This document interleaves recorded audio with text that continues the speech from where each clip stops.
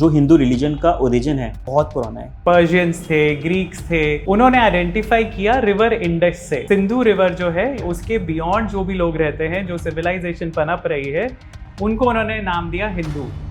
84 लाख योनियां होती हैं जिसके बाद आपको ह्यूमन फॉर्म मिलता है। अहम ब्रह्मास्मि, मैं ही ब्रह्म हूँ। उसका मतलब ये नहीं कि मैं भगवान हूँ, उसका मतलब ये कि मैं भगवान का ही अंश हूँ। शेषनाग के सर के ऊपर पृथ्वी टिकी हुई है, right? How is it possible? Earth और सन का जो डिस्टेंस है वो जी। तो ये सारी चीज़ें हमारे दोहों में किसी ना किसी वहाँ पर बताई गई हैं। इवन इजिप्शियन पिरामिड्स के बारे में लोग बोलते हैं कि ये ह्यूमन टेक्नोलॉजी से बनने पॉसिबल नहीं थे, तो उसमें ज़रूर एलियंस का कुछ ना कुछ योगदान रहा होगा। वी कांट से भगवान बोलिए, ईश्वर बोलिए, अल्लाह बोलिए, जेहोवा बोलिए, कुछ भी आप बोलिए, पर एक है सुप्रीम बीइंग कि हम ये बॉडी नहीं है, ये सिर्फ एक टेम्परेरी कवरिंग है हमारी सोल के लिए, to help us achieve a higher purpose. और वो हायर पर्पस क्या है? मोक्ष। पैनियन ट्री की पूजा करते हैं, गाय की पूजा करते हैं। हमारे जो देवी देवता हैं वो एसोसिएटेड हैं जानवरों से और पक्षियों से। क्यों?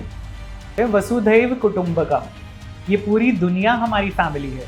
कि ये जो यूनिवर्स हम देख रहे हैं ना, ये तो सिर्फ एक यूनिवर्स है, एक ब्रह्मांड है। Actually it's a multiverse.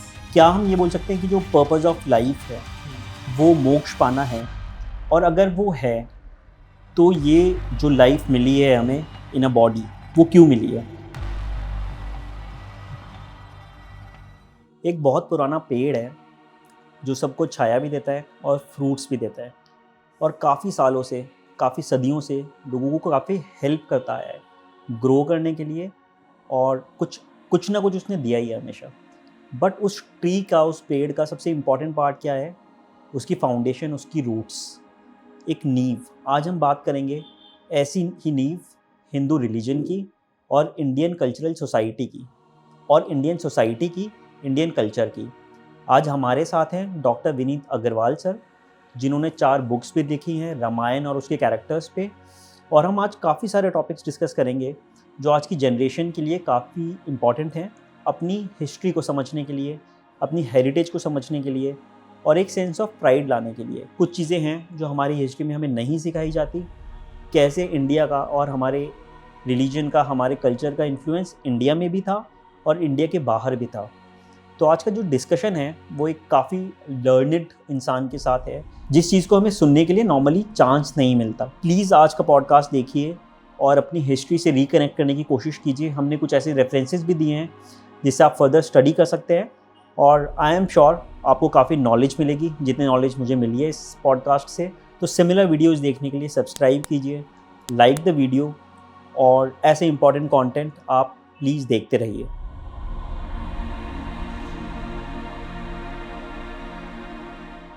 Hello sir, welcome to the channel. Thank you. आज का डिस्कशन काफ़ी इंटरेस्टिंग है और I was looking for it from a long time. बहुत सारी चीज़ें हैं हमारे कल्चर के बारे में, हमारे रिलीजन के बारे में, जो मैं पर्सनली भी जानना चाहता हूँ। और काफ़ी सारे लोग हैं, मेरे फ्रेंड्स, मेरे आसपास के लोग, सेम एज ग्रुप के, थोड़े ऊपर थोड़े नीचे भी, जो काफ़ी सारी चीज़ों से अनअवेयर हैं। तो आई एम श्योर कि आज का जो डिस्कशन होगा उससे काफ़ी सारी इंसाइट्स मिलेंगी, और एक इम्पॉर्टेंट मैसेज भी जाएगा कि हमारी हिस्ट्री, हमारा कल्चर कितना रिच रहा है हमेशा से, और कैसे हमें और एफर्ट्स डालने चाहिए उसको समझने के लिए। जी जी जी, thank you Aditya, first of all for inviting me, and I hope आज हमारी डिस्कशन आपकी ऑडियंस के लिए यूजफुल रहेगी, उनकी नॉलेज ज़रूर थोड़ी तो बढ़ेगी। Thank you sir. सबसे पहले सर मैं ये पूछूंगा कि हिंदू जो हिंदू रिलीजन का ओरिजिन है वो अलग अलग जगह, काफ़ी सब जगह है कि बहुत पुराना है। कई लोग बोलते हैं कि वो फर्स्ट रिलीजन था, और सनातन धर्म भी बोलते हैं उसको, कि वो हमेशा से एग्जिस्ट करता है। जी। तो हिंदू रिलीजन के ओरिजिन के बारे में आप कुछ लाइट डालना चाहेंगे? कैसे वो स्टार्ट हुआ, कौन कौन से मेन पिलर्स पे वो खड़ा है, और कैसे वो इवॉल्व हुआ है? तो आदित्य, बहुत बेसिक अंडरस्टैंडिंग है ये जो हमारे रिलीजन के बारे में, और बहुत ही सिंपल है इसको समझना। एक हिस्टोरिकल सिविलाइजेशन थी जो इंडिया में शुरू हुई हजारों साल पहले, जिसको जो वेस्टर्नर्स थे, जो दूसरी सिविलाइजेशन से उस टाइम जो एग्जिस्ट कर रही थी, जैसे पर्शियंस थे, ग्रीक्स थे, उन्होंने आइडेंटिफाई किया रिवर इंडस से कि सिंधु रिवर जो है, इंडस रिवर जो है, उसके बियॉन्ड जो भी लोग रहते हैं, जो सिविलाइजेशन पनप रही है, उनको उन्होंने नाम दिया हिंदू। क्योंकि सिंधु नदी जो है, सिंधु को वो हिंद बोलते थे, जो ग्रीक्स थे वो इंडे बोलते थे। तो जो लैंड बियॉन्ड इंडस था, या जो हिंदू रिवर के आसपास रहने वाले और उसके बियॉन्ड रहने वाले जो लोग थे, उनका नाम हिंदू दिया गया।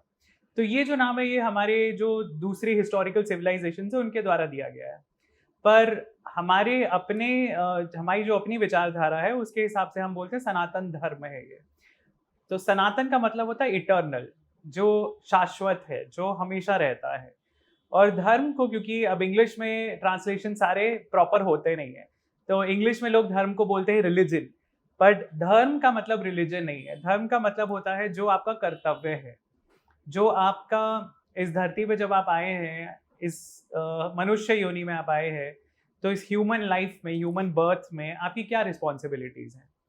और ये हमारे ही लिए क्यों इम्पोर्टेंट है, ह्यूमंस के लिए ही क्यों इम्पोर्टेंट है, क्योंकि पशु पक्षी जीव जंतु जो है, पेड़ पौधे, उनके लिए कोई वेरिएशंस नहीं है, राइट। उनकी सिंपल लाइफ साइकिल चलती है, बर्थ है, ग्रोथ है, रिप्रोडक्शन है एंड डेथ।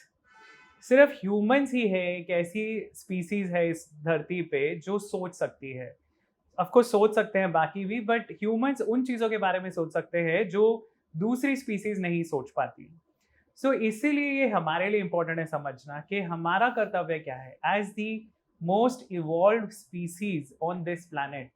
हम एवोल्यूशन के लैडर में सबसे ऊपर है, तो हमारा क्या कर्तव्य बनता है। और ये सारा जो विचार विमर्श है, जो चिंतन है, जो हमारे पुराने ऋषियों ने किया हजारों साल पहले, उसके बेसिस पर उन्होंने कुछ धारणाएं बनाई, कुछ थ्योरीज बनाई कि इंसान या मनुष्य जाति अपने एनवायरनमेंट में बाकी सब स्पीसीज के साथ मिलके कैसे रह सकती है। तो हमारे क्या कर्तव्य होने चाहिए, हमारी क्या रिस्पॉन्सिबिलिटीज होनी चाहिए, और ये जो है इसका नाम दिया गया सनातन धर्म। अब उसमें बहुत बेसिक कॉन्सेप्ट्स जो हैं, जो हमें ये बताते हैं कि हमारे एंशियंट्स जो थे वो हमारे से कितने ज़्यादा इवॉल्व थे थिंकिंग में। जिन चीज़ों के बारे में हम अब बात करते हैं, एनवायरनमेंट के बारे में, आपको यू शुड बी कॉन्शियस, आपको दूसरी स्पीसीज के साथ मिलकर रहना है, को existence of species, natural resources को एक्सप्लॉइट नहीं करना है। ये सारे कॉन्सेप्ट्स हजारों साल पहले जो हमारे उपनिषद उनमें लिखे गए हैं। सो जो बेसिक कॉन्सेप्ट्स हैं, जो सनातन धर्म के फाउंडिंग प्रिंसिपल्स आप बोल सकते हो इनको, एक थियरी है कर्म की। सो उसके थ्रू हमें बताया जाता है कि हमारा जो कर्तव्य है इस धरती के लिए, इस एनवायरनमेंट के लिए, अपने सहजीवियों के लिए, अपनी सोसाइटी के लिए, अपनी फैमिली के लिए, खुद के लिए, वो जो है वो उसमें बताए जाते हैं। तो एक लॉ ऑफ कर्मा है जिसको हम बेसिक एक फाउंडेशन प्रिंसिपल मान सकते हैं सनातन धर्म का। सो कर्म के साथ साथ आती हैं पाप और पुण्य की डेफिनेशंस, कि आपके अच्छे कर्म क्या हैं, बुरे कर्म क्या हैं। उनके साथ साथ दूसरे कॉन्सेप्ट डेवलप करते हैं कि अगर आप अच्छे कर्म करते हो तो क्या होगा। So concept of haven, hello, स्वर्ग लोक, हायर लोक, लोअर लोक्स, नरक, वो सारे वहाँ से डेवलप होते हैं। सो जो लॉ ऑफ कर्मा है वो एक फाउंडेशन है सनातन धर्म की। दूसरी चीज़ जो है, बिलीफ है सोल में, आत्मन में, कि हम खुद को आइडेंटिफाई करते हैं एक स्पिरिट से, एक सोल से। हम ये नहीं मानते कि हम सिर्फ ये एक शरीर हैं, क्योंकि ये शरीर तो तब भी रहता है जब किसी की मृत्यु हो जाती है। क्या चेंज हुआ, राइट। तो वो जो शरीर का ओनर था, जो स्पिरिट थी, जो सोल थी, उसको हम मानते हैं वो है हमारी आइडेंटिटी।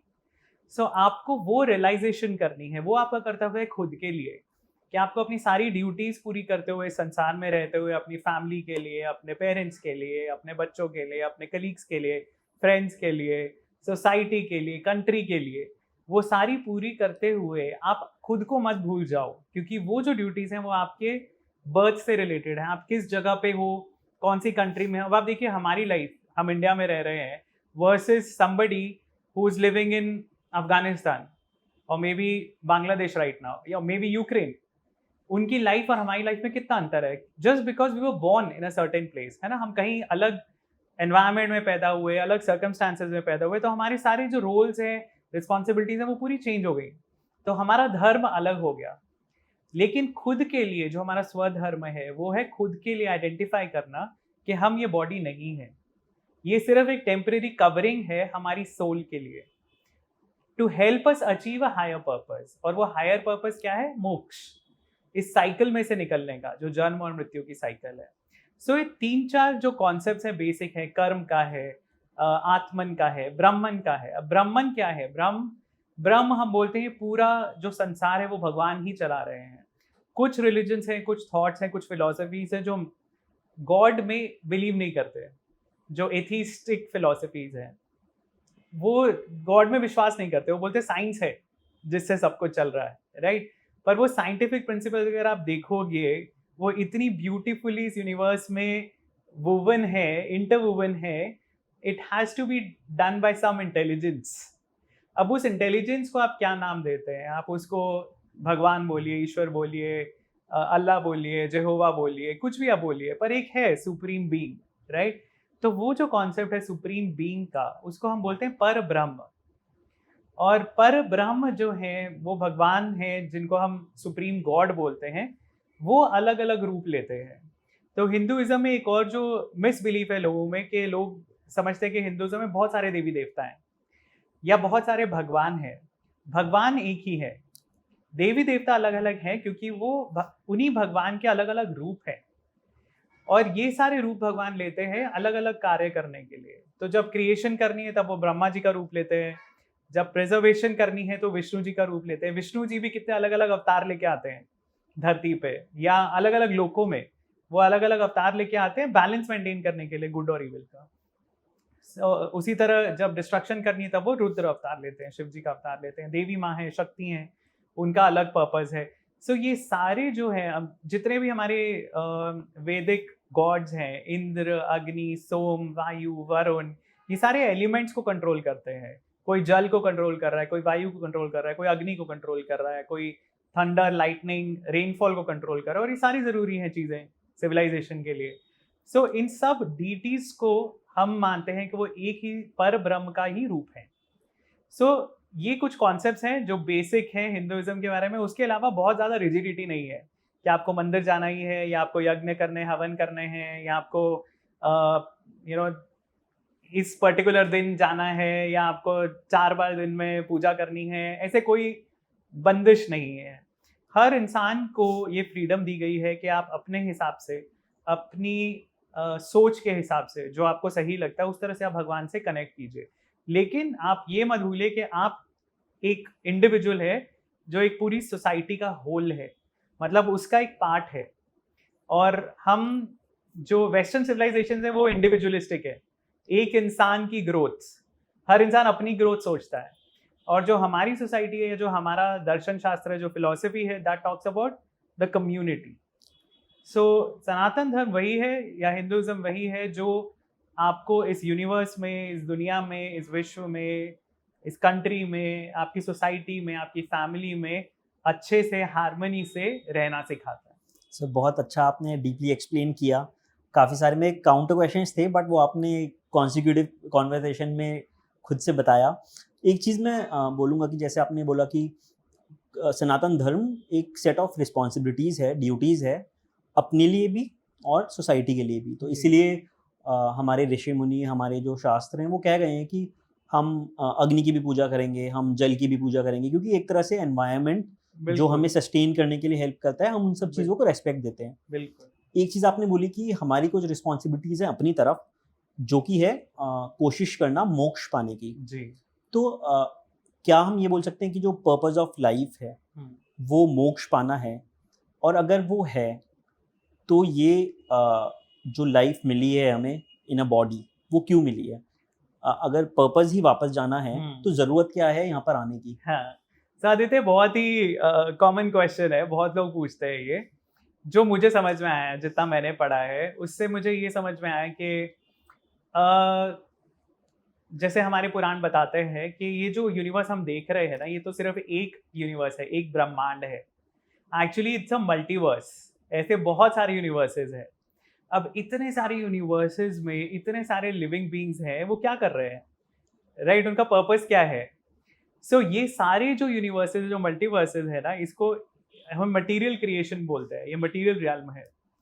और इसके अलावा, इसके परे एक स्पिरिचुअल रियल्म है जहाँ पे भगवान रहते हैं।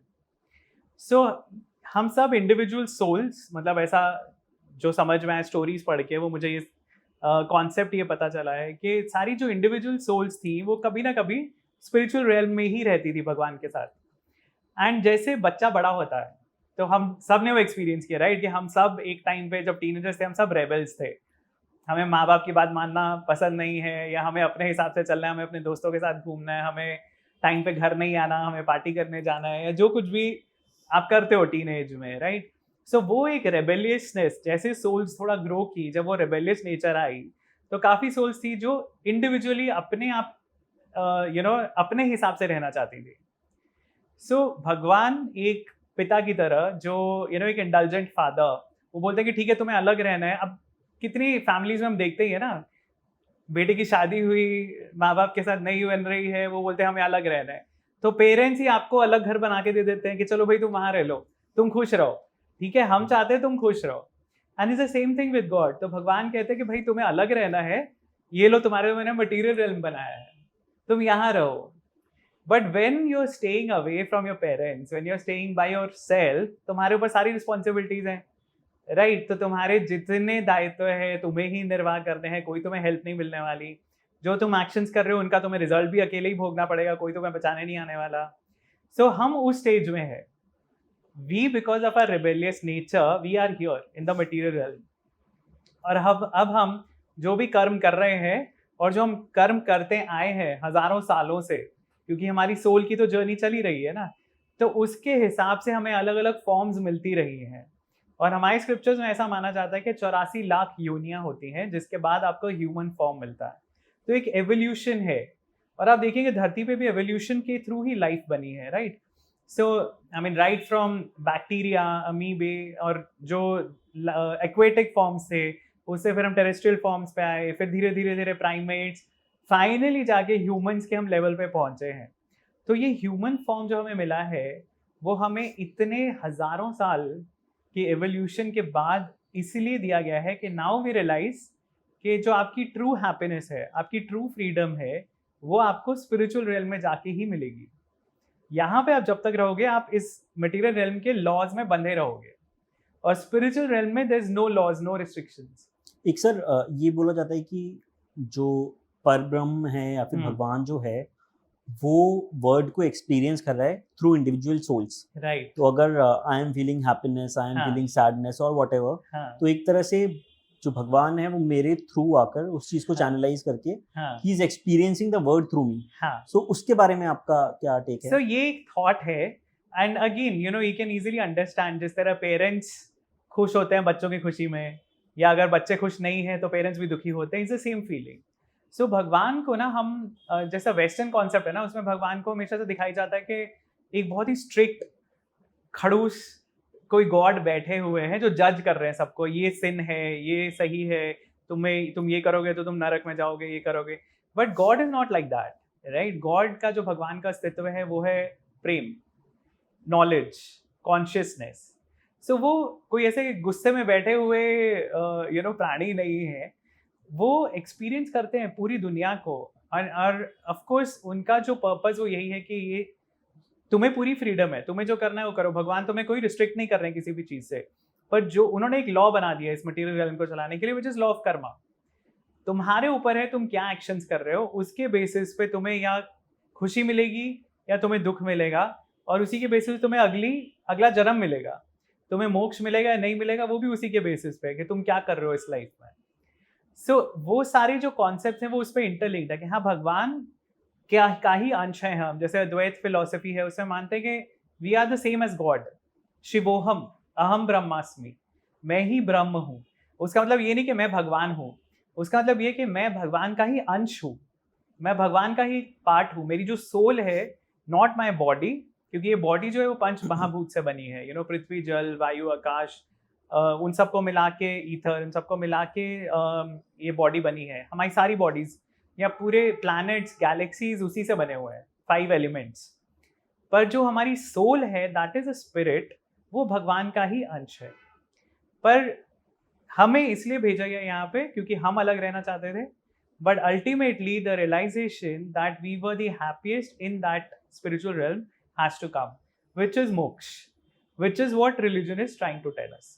तो हर रिलीजन जो बात करता है वो सैल्वेशन की बात करता है, मोक्ष की बात करता है, मुक्ति की बात करता है। क्यों? हर रिलीजन के अलग प्रिंसिपल्स हैं, पर गोल वही होता है कि आपको भगवान के पास जाना है.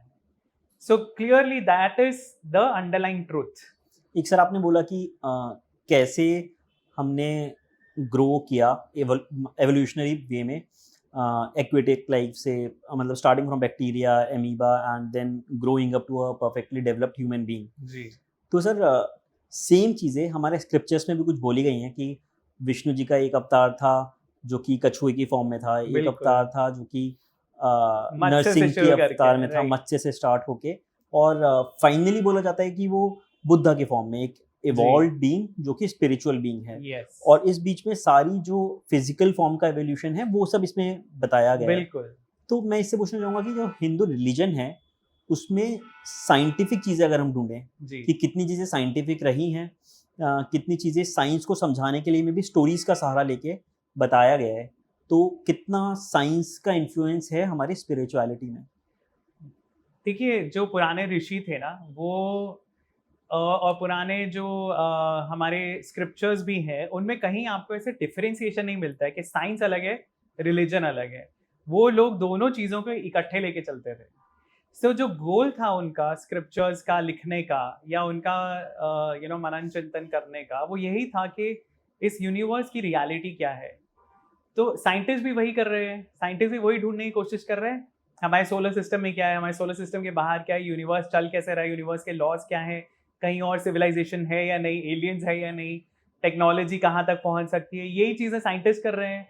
सो जो ऋषि कर रहे थे वो भी वही कर रहे थे. वो इस यूनिवर्स का पर्पस क्या है, उसका बेसिस क्या है, वही ढूंढने की कोशिश कर रहे थे. तो बहुत सारी साइंटिफिक एक्चुअली थियोरीज जो है वो आपको मिलती है स्क्रिप्चर्स में.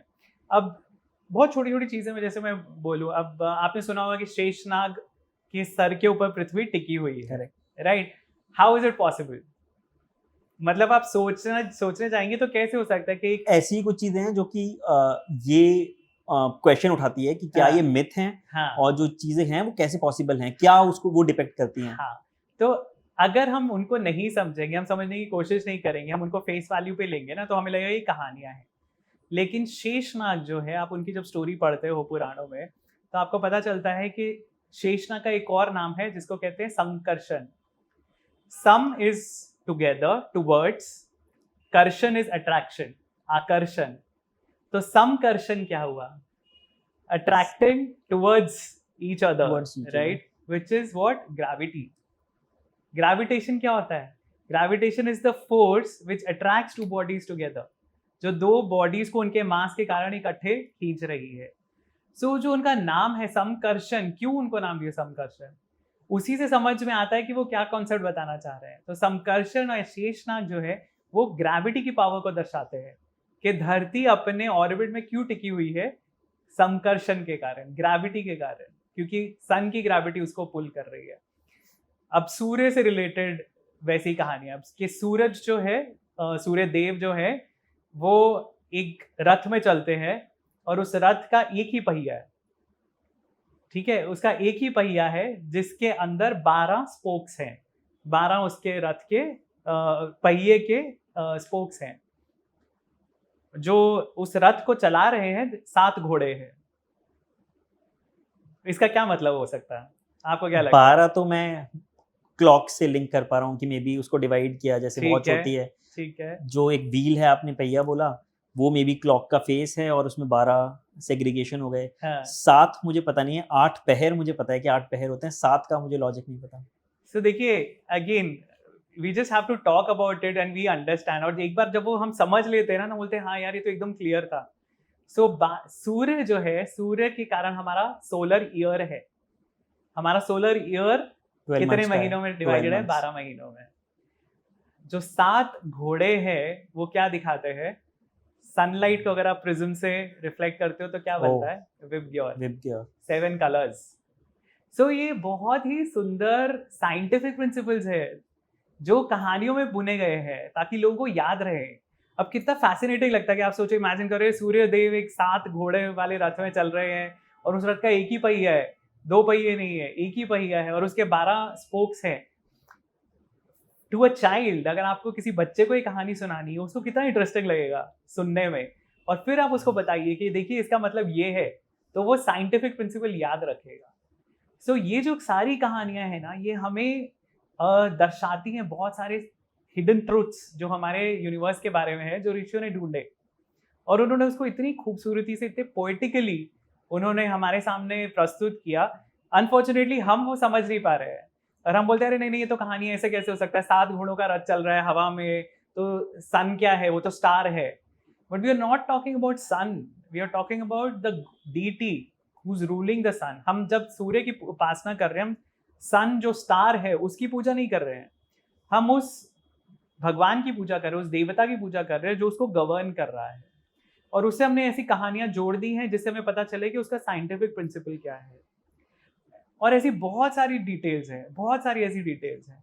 सो ऐसे आप उसमें जब जितना आप डीप में जाओगे ना, आपको रियलाइज होगा। चंद्रमा से रिलेटेड कहानी है उसी तरह कि ये मैंने और अभी रिसेंटली किसी और पॉडकास्ट में भी बोला था कि चंद्रमा के बारे में कहानी बताई जाती है कि जो चंद्रदेव हैं उनकी 27 वाइव्स हैं।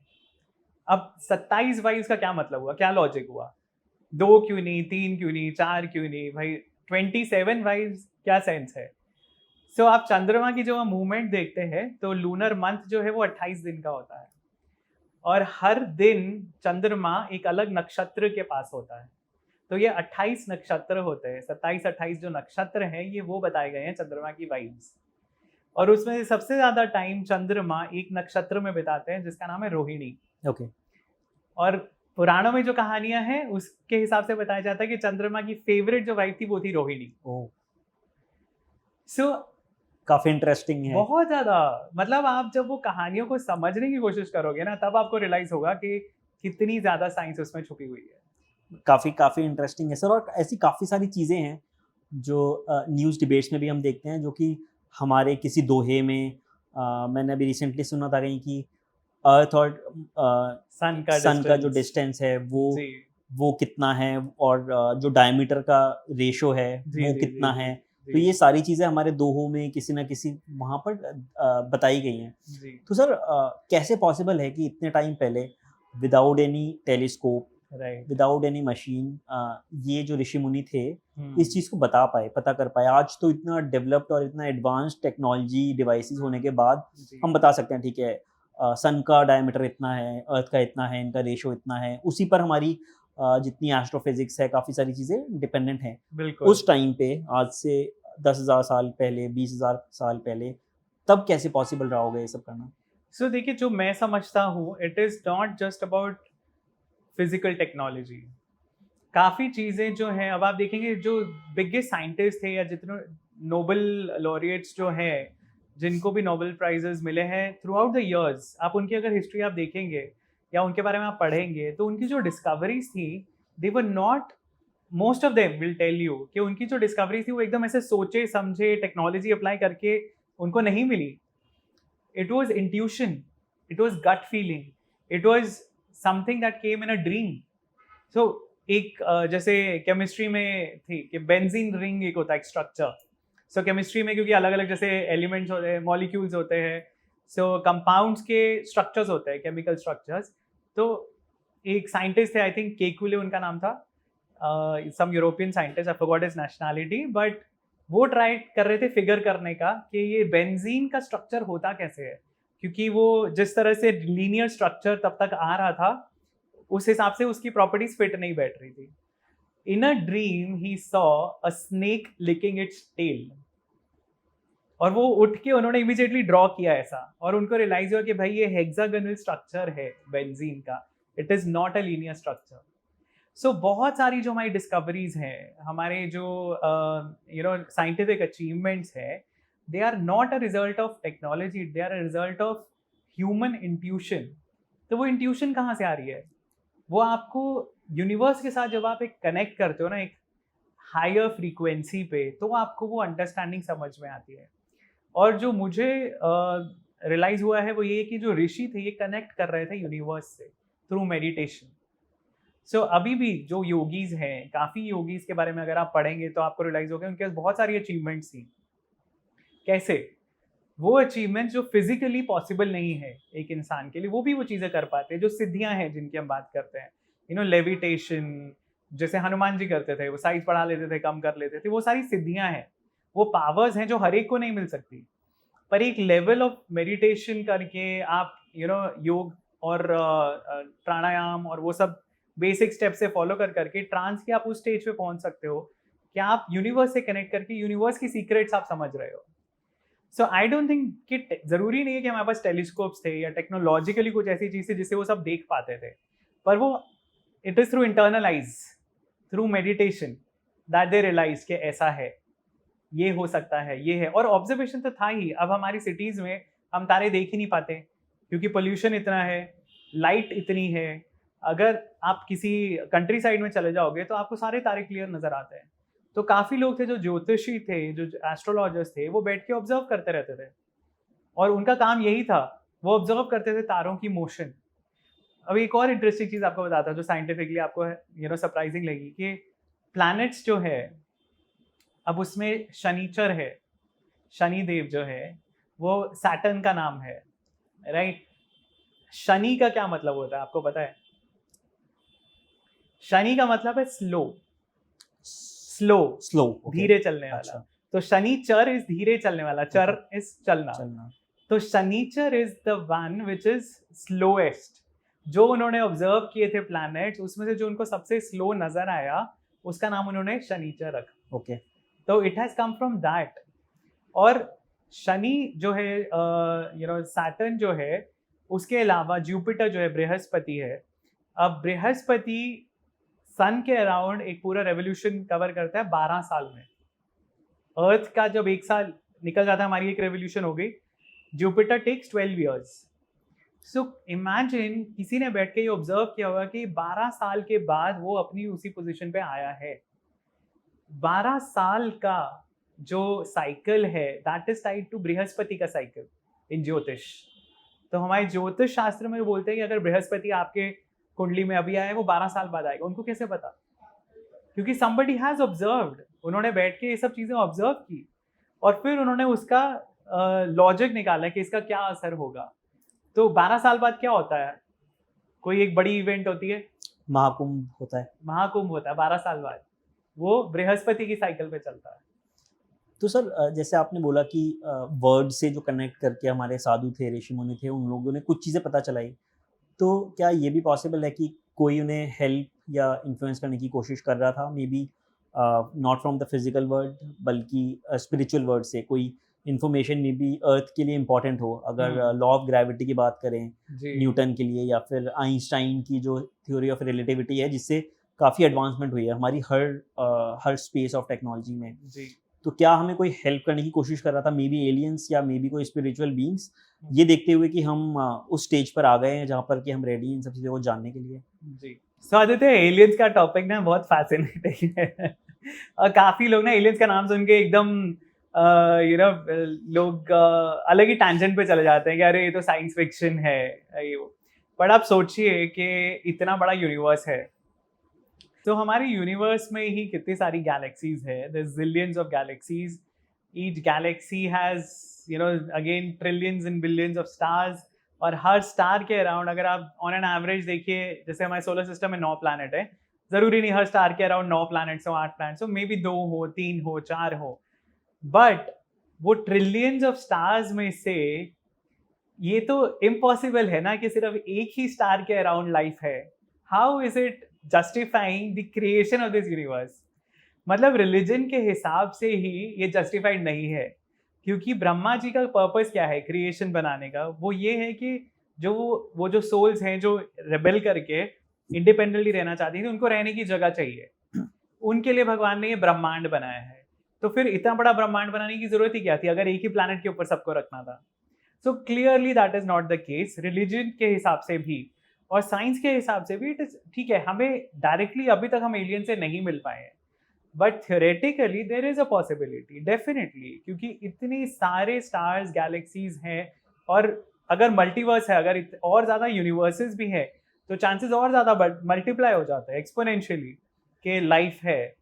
सो अब किस हद तक उन्होंने इंटरफेयर किया हमारे पास्ट में, ये तो this is always a topic of debate and a lot of people, not just in Hinduism, not just in India, but दूसरे सिविलाइजेशन है, माया सिविलाइजेशन, इनका सिविलाइजेशन, इवन इजिप्शियन पिरामिड्स के बारे में लोग बोलते हैं कि ये ह्यूमन टेक्नोलॉजी से बनने पॉसिबल नहीं थे, तो उसमें ज़रूर एलियंस का कुछ ना कुछ योगदान रहा होगा, वी कांट से।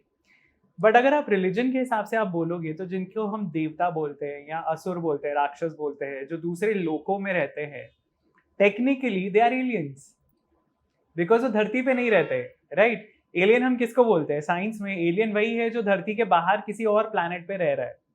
तो अगर हम बोलते हैं कि देवता स्वर्ग में रहते हैं, तो स्वर्ग धरती पे है नहीं, वो अलग लोक है, तो दैट वो एलियंस हो गए हमारे लिए।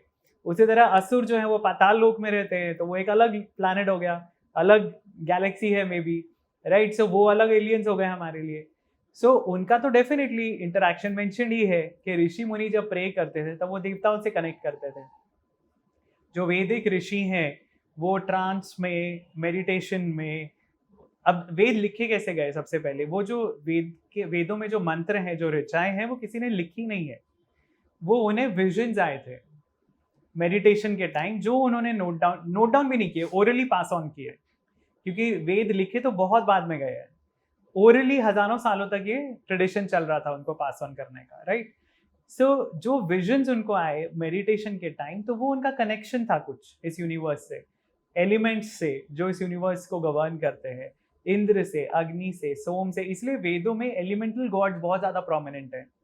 आपको मैक्सिमम वर्सेस मिलेंगे इंद्र के अराउंड, सोम के अराउंड, अग्नि के अराउंड, वरुण है, वायु है, जो आदित्य देवता हैं, जो सन एंड हिज ब्रदर्स।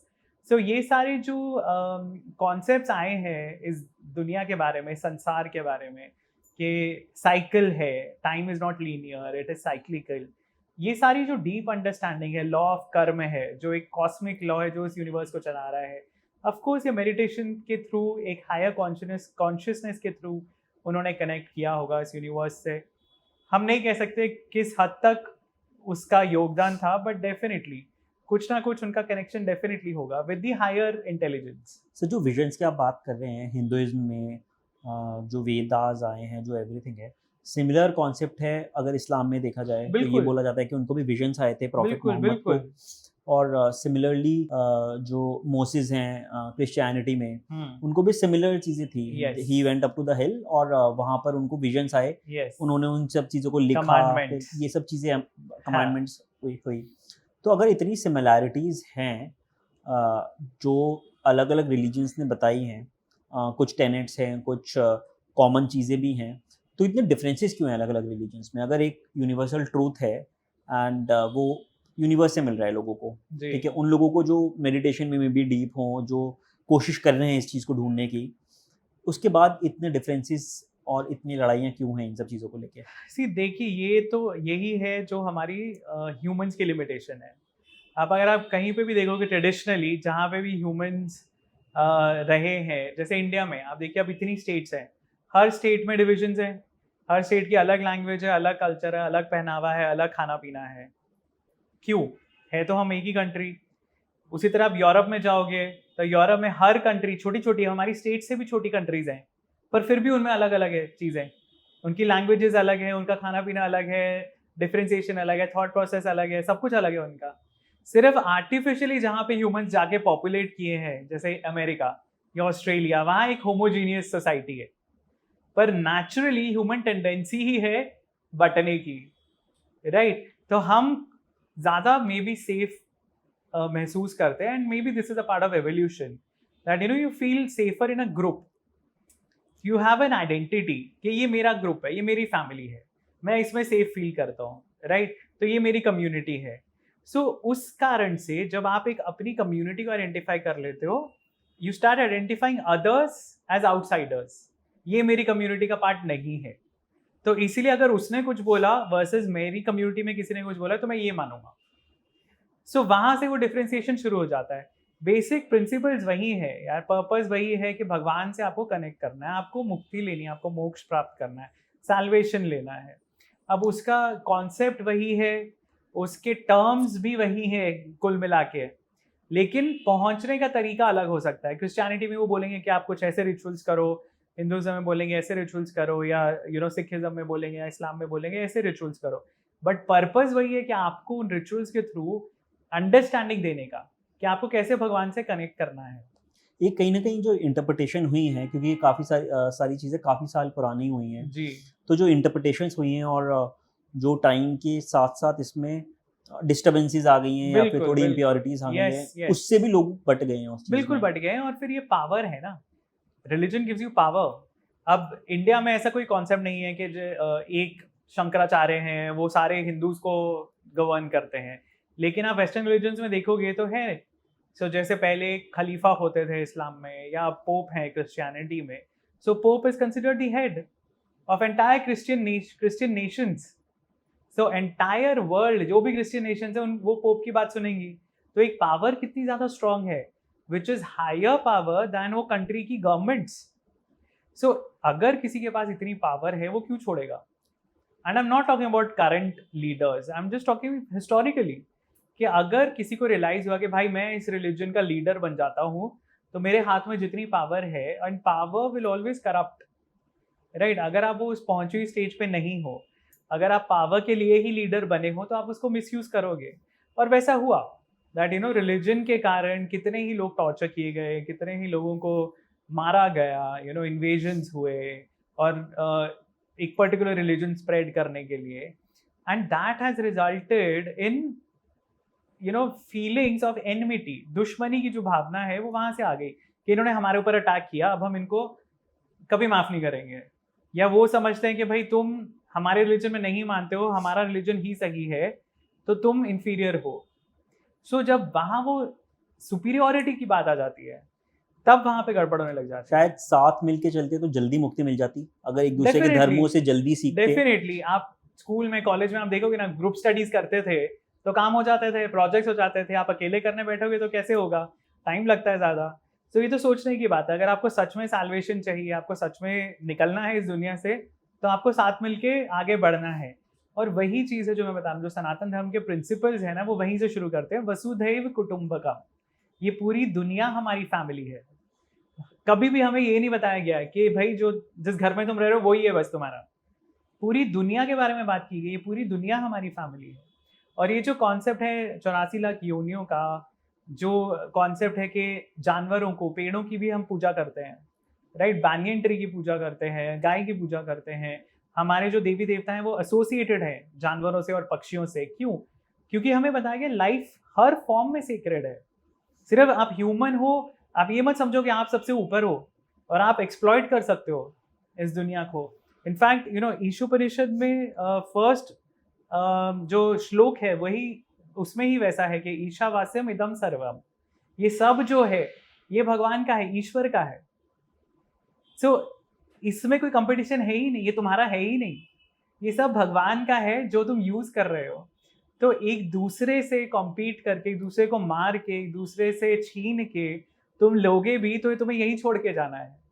एक सर, डिफरेंट रिलीजन्स में लड़ाई तो अलग हो गई जी एक, अगर हिंदुइज्म को ही देखें तो इतना हाँ। डाइवर्स है, कोई समझने जाए। हाँ क्योंकि कभी लगता है कोई एक पर्टिकुलर सेक्ट बोलेगा हम कृष्णा के फॉलोअर्स हैं, कृष्णा ही सुप्रीम बीइंग थे। जी जी जी कोई बोलेगा कि विष्णु जी को हम वर्शिप करेंगे क्योंकि वो सबसे ऊपर हैं, हाँ ठीक है, उन्होंने शिवा को बनाया, ब्रह्मा को बुलाया। हाँ और सिमिलरली अलग अलग चीज़ें, कुछ ऐसे शिव भक्त ही होते हैं जो बिल्कुल। शैव कम्युनिटी के होते हैं, वो शिव जी की पूजा करते हैं। बिल्कुल। तो अगर कोई एक नया इंसान है जो कि ढूंढना चाहे मैं किसी पूजा करूं, तो वो किस डायरेक्शन में जाए, अगर इतना सारा कंफ्यूजन है उसको लेके कि उसको क्या स्टार्ट करना चाहिए? राइट। सो आदित्य, अगेन ये भी एक बहुत बेसिक कॉन्सेप्ट है जो हमें नहीं बताया जाता, जो मतलब एज किड्स ही हमें बताना चाहिए। सो जो अलग अलग पुराण है ना, वो अलग अलग देवताओं को या देवी देवताओं को सुप्रीम बताते हैं। और उसका रीजन है क्यों? क्योंकि सबसे पहले जैसे मैंने कहा, पर ब्रह्म एक ही है, उन्हीं के अलग अलग फॉर्म्स हैं। तो जो ऋषि मुनि थे उन्होंने कभी नहीं सोचा कि शिव अलग है, विष्णु अलग है। उनके हिसाब से ये दोनों एक ही भगवान के फॉर्म्स हैं जो अलग अलग पर्पसेस के लिए है। सो उनके दिमाग में क्लियर था, कोई कंफ्यूजन नहीं थी। लेकिन अब जब हम अज्ञानता के कारण जब हम वो पुराण पढ़ते हैं, हमें इनफैक्ट हर पुराण में, आप शिव पुराण में भी देखोगे ना, उसमें बार बार कहा गया कि शिव और विष्णु एक ही है। विष्णु पुराण में मल्टीपल जगह लिखा गया है कि शिव जी जो है वो विष्णु का ही अलग फॉर्म है। अच्छा। सो उनमें कोई डिफरेंसेस है ही नहीं। सो एक चीज जो हमें समझनी है वो ये है कि हर पुराण एक अलग टाइम पीरियड की कहानी बताता है। सो ब्रह्मा जी की लाइफ बहुत बड़ी है, इस पूरी यूनिवर्स की जो लाइफ है वो ब्रह्मा की लाइफ है, और ब्रह्मा के हर दिन में चीज़ें अलग तरीके से होती हैं, और हर दिन में कोई एक भगवान उस दिन के लिए सुप्रीम है। तो वो उनकी रिस्पॉन्सिबिलिटीज डिवाइडेड है कि आज का चलो आज मैं संभाल लूंगा, कल तुम संभाल लेना, वैसे राइट। सो जैसे एक कंपनी है, अब कंपनी एक ही सीईओ के सर पे तो चलती नहीं है ना, there are hundreds of people, अलग अलग डिपार्टमेंट्स के हेड है, अलग अलग सीईओ को सपोर्ट करने वाले लोग हैं। सो अलग अलग फाइनेंस हेड है, एचआर हेड है, ग्लोबल हेड्स है, रीजनल हेड्स है, कमर्शियल हेड्स है। सो ये सारे अलग अलग दिन रिस्पॉन्सिबिलिटी लेते हैं। तो एक दिन जब विष्णु जी सुप्रीम थे, उन्होंने उस दिन का पूरी रिस्पॉन्सिबिलिटी ली उस दिन के लिए, ब्रह्मा के लिए। उस दिन विष्णु पुराण लिखी गई थी। तो विष्णु पुराण में बताया गया कि विष्णु जी सुप्रीम है। जिस दिन कृष्ण जी सुप्रीम थे, उन्होंने सारी रिस्पॉन्सिबिलिटी उठाई उस दिन के, उस दिन भागवत पुराण लिखी गई थी। और ये पुराणों में ही बताया गया है कि अलग अलग दिन में ब्रह्मा के अलग अलग कल्पों में अलग अलग भगवान सुप्रीम होते हैं, और जो पुराण उस दिन की कहानी बताती है वो इसीलिए उनको डेडिकेटेड है। तो आपस में कोई कंपटीशन नहीं है। कृष्णा थोड़े से डिफरेंट लगते हैं अगर जी। सोचा जाए विष्णु जी से या शिव जी से, क्योंकि कृष्णा, विष्णु जी जैसे बोलते हैं कि उन्होंने अवतार लिया, बट कृष्णा खुद अर्थ पे रहे हैं। उनके हिस्टोरिकल प्रूफ्स भी हैं जी। कि उन्होंने यहाँ पर पहले वॉर की जो कुरुक्षेत्र की थी उसमें हाँ। साथ दिया, फिर वो द्वारका मूव हो गए, उसके पूरे जोग्राफिकल फुटप्रिंट्स भी हैं बिल्कुल। और पूरी स्टोरीज है। तो कृष्णा क्या एक क्या बोल सकते हैं कि एक मटेरियलाइजेशन ऑफ रियल गॉड हैं अर्थ पे? डेफिनेटली सी, कृष्ण जी को संपूर्ण अवतार बोला जाता है, उनको बोलते हैं स्वयं भगवान, क्योंकि विष्णु जी के जो अवतार हैं वो अंश अवतार होते हैं जनरली। तो विष्णु जो तत्व है या विष्णु जी का के जो गुण हैं वो हर अवतार में पूरी पूरी तरह से नहीं होते। तो कृष्ण जी को बोला जाता है संपूर्ण अवतार है, वो स्वयं भगवान। तो कृष्ण जी जैसे अब बचपन से ही उन्होंने मिरेकल्स दिखाने शुरू कर दिए थे, राइट। वो छोटे से थे तभी से उन्होंने पूतना, तृणाव्रत, धेनुकासुर, उन्होंने कितने सारे राक्षसों को मारा, राइट। फिर कंस तक पहुंच के, वो भी बच्चे थे तब, छोटे थे वो, टीनेज अभी नहीं थे। और फिर उन्होंने गोवर्धन पर्वत उठाया। तो उन्होंने बचपन से ही मिरेकल्स दिखाने शुरू कर दिए। तो उसी से हमें पता चलता है कि ये भगवान का एक अंश है भैया, भगवान ही है। सो वो उनका डिफरेंस था बाकी अवतारों से, हर अवतार वैसा नहीं था। बट जो हम धरती पे बात कर रहे हैं, परशुराम जी वैसे नहीं थे, श्री राम ने भी ह्यूमन की तरह उन्होंने जीवन व्यतीत किया। पर अगर आप देखेंगे नरसिम्हा अवतार, सो वो तो अवतार प्रकट ही उस फॉर्म में हुआ कि आप समझ सकते हो कि भाई एक नॉर्मल बीइंग नहीं है, राइट। सो बहुत सारे अवतार हैं, वो भगवान के सारे गुणों के साथ प्रकट होते हैं। पर कृष्ण जी का जो अवतार है वो माना जाता है कि ये संपूर्ण अवतार था, इसलिए वो डिफरेंट है। अब हिस्टोरिकली हाँ, महाभारत से रिलेटेड चीज़ें अभी भी हमारे पास मिलती हैं, क्योंकि it was the closest. Mahabharata जो हुई है वो बिल्कुल कलयुग शुरू होने के अबाउट 36 ईयर्स पहले महाभारत की वॉर हुई, और कलयुग शुरू हुआ माना जाता है कि 3102 BC में कलयुग शुरू हुआ। सो इमेजिन 3138 BC, उस टाइम की चीज़ें हैं ये जिनकी हम बात कर रहे हैं, विच इज़ ओके, जो हमें मिल सकती हैं। लेकिन अब उससे पुरानी, आप हज़ारों साल पुरानी चीज़ों में जाओगे तो वो नहीं मिलेंगी आपको, क्योंकि वो पता नहीं कितनी नीचे दबी हुई हैं।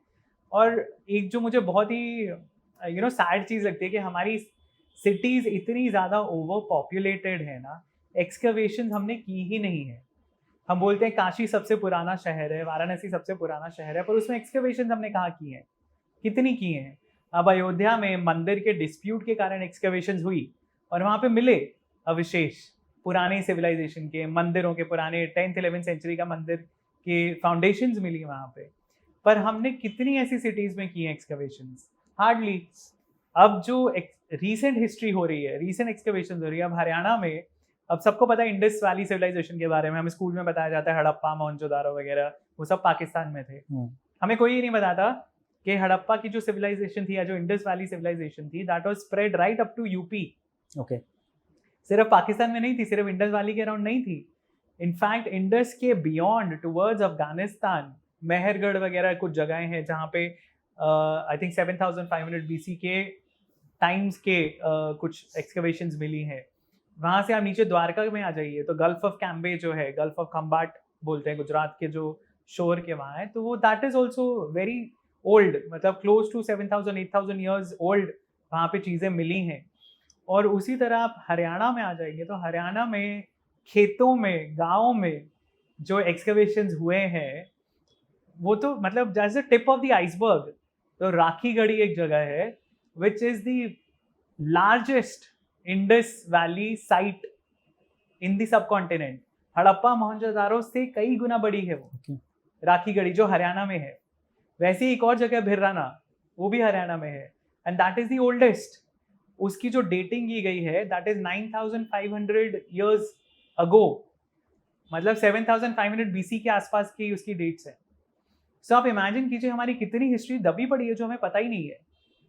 सो और भी हिस्टोरिकल चीजें मिलेंगी, हमें एक्सकवेशंस करने हैं। सिनौली में, यूपी में जो रिसेंट एक्सकवेशंस हुए थे एएसआई के द्वारा किए गए, उसमें पूरे पूरे चैरियट्स मिले हैं। तो रथ, जो कि महाभारत में, रामायण में, लड़ाइयों में बताया जाता है कि रथ इस्तेमाल हुए हैं, तो जो वेस्टर्न हिस्टोरियन से बोलते थे कि अरे ये सब कहानियां हैं क्योंकि रथ तो थे ही नहीं तुम्हारे पास। रथ तो मेसोपोटामिया में थे, सुमेर में थे रथ, ओल्डेस्ट रथ वहां मिले हैं।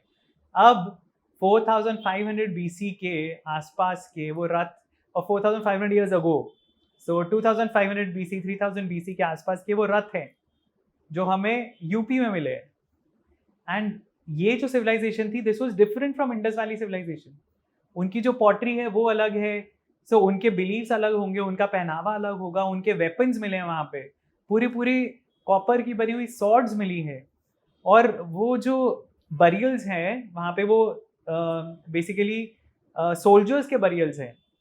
तो वहाँ पे हो सकता है रॉयल बरियल्स हो कि राजा के सेना जो भी वहाँ लड़ाई हुई होगी कोई, और उसमें मेल वॉरियर्स भी हैं और फीमेल वॉरियर्स भी हैं जो सब अपने अपने वेपन्स के साथ बैरी किए गए। ओके। और ये 2,500 बीसी के आसपास की बात है जब इंडस वैली सिविलाइजेशन भी चल रही थी। तो एक और सिविलाइजेशन थी जो यूपी में पनप रही थी उस टाइम। उसी तरह हमारे साउथ में काफ़ी सारी एक्सकवेशंस में कुछ कुछ चीज़ें मिली हैं जो बताती हैं कि यहाँ पे भी सिविलाइजेशंस थी। सो बहुत सारी ऐसी हिस्ट्री है जो हमारी कहानियाँ जो है वो हमें corroborate करवा सकती है अगर हम ढंग से एक्सकवेशंस करेंगे तो।